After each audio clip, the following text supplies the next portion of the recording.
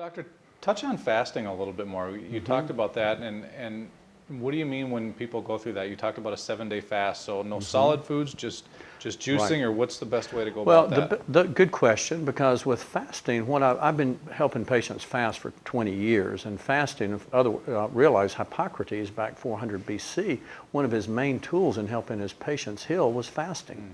But most doctors have gotten away from fasting, but I still see that fasting is one of the most powerful tools that doctors can use, because it's one of the best ways to really detoxify the body. And again, years ago, I started using water fast. I quickly found out that was not the right way to fast. And then Why is that? Well, because when you water fast, first of all, your liver doesn't have the antioxidants, doesn't have all the liver detox capabilities that we need for it to detox at peak capacity. Okay. So the liver becomes a hotbed of free radical activity because it's not getting the cofactors, it's not getting the B vitamins, it's not getting the glutathione, everything it needs to clean up, see? Okay. And also it creates an acidic environment. We need an alkaline environment. And so then years ago, I started doing the juice fasting with juicing where the pulp was extracted and you just got the juice, and then the sugars went up. And then they started getting problems with elevated blood sugar, some inflammation went crazy, they were getting hungry, they were getting, it's just a nightmare. But then over the past few years, I found the best way is using one of these blender type methods, using the Blendtec or the Vitamix. Either one of those are very good. And that way we juice the whole plant. I put the seeds in there, I'll put a little eighth of a lemon or lime peel in there, the apple peels, the apple seeds, it grinds those up that have powerful phytonutrients in it. And we have different fasting regimens, like for blood pressure. We can drop blood pressure amazingly easy without any meds using a juicing protocol. Because see, realize when you're juicing, you're getting no sodium.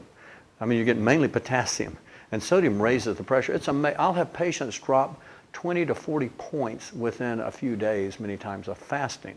Now again, we also add beetroot. Beetroot is amazing at increasing nitrates. Nitrates dilate the blood vessels, and the blood pressure generally drops about 10 to 15 points systolic. And again, this is a study that was done over in England that actually showed that, and they'd put the beetroot actually and make little cakes or biscuits or little muffins out of it, and it still dropped the blood pressure, making them into muffins. But I said, let's forget the muffins, because they put bad fats in there and things like that. I juice the beetroot with organic celery. Now it's interesting, celery, you say, well, why can't I use regular celery? Well, celery they've actually analyzed different vegetables and fruits, and they found that celery had more pesticides in it than any other produce. Really? And also apples did too. Now, years ago, I'd have my patients juicing celery and carrots and apples, chock full of pesticides. They were actually getting more toxic by juicing. So I had to rethink these things and figure it out, and that's why I rewrote the book, Toxic Relief.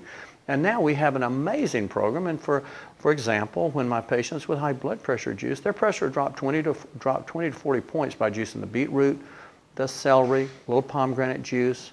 Of course, they can add some ice and some water in it, and then add some carrots if they want. But everything has to be organic. The key is it has to be organic.